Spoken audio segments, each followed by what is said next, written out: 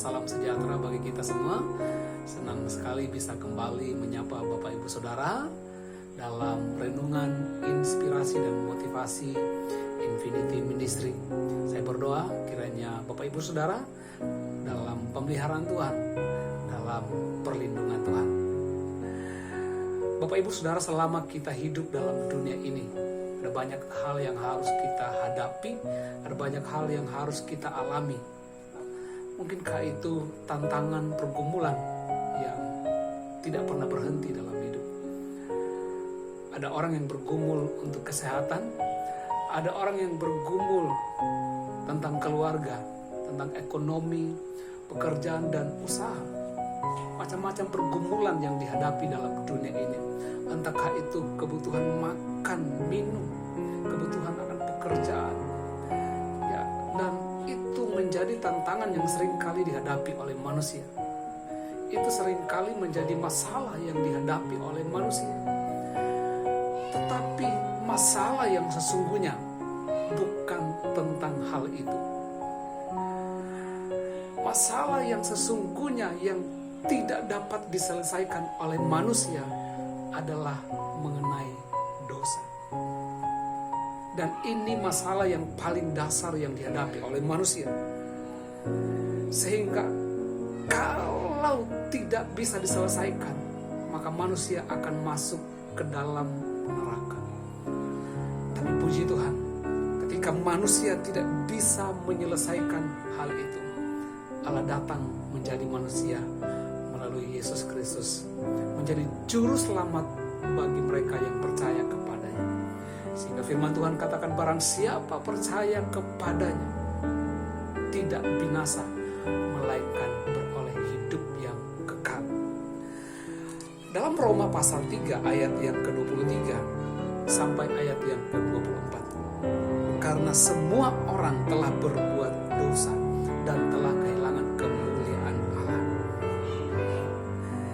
Dan oleh kasih karunia telah dibenarkan dengan cuma-cuma karena penebusan dalam Kristus Yesus. Ketika manusia tidak bisa menyelesaikan dosa itu, Allah datang menjadi manusia.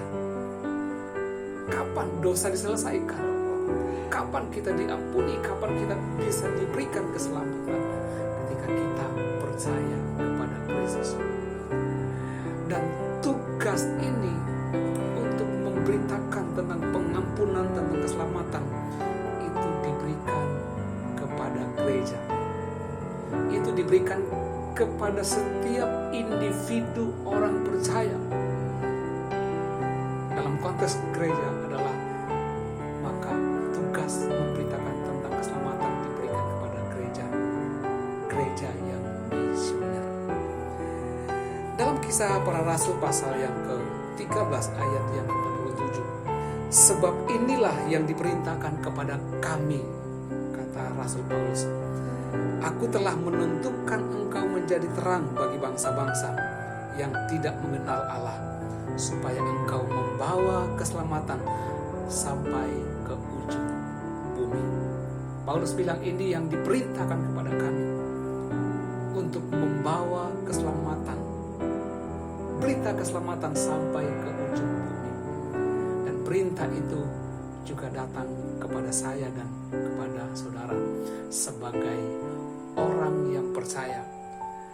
Hanya dengan kekuatan Roh Kudus yang memampukan kita untuk kita bergerak terus setiap waktu, setiap ada kesempatan untuk kita membawa berita keselamatan.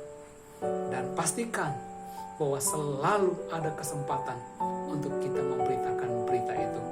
Sehingga firman Tuhan katakan, mendengar itu bergembiralah semua orang yang tidak mengenal Allah, dan mereka memuliakan firman Tuhan, dan semua orang yang ditentukan Allah untuk hidup yang kekal menjadi percaya.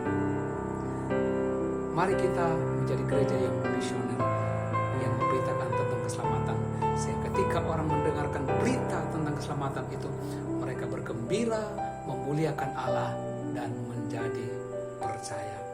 Tuhan Yesus memberkati kita semua.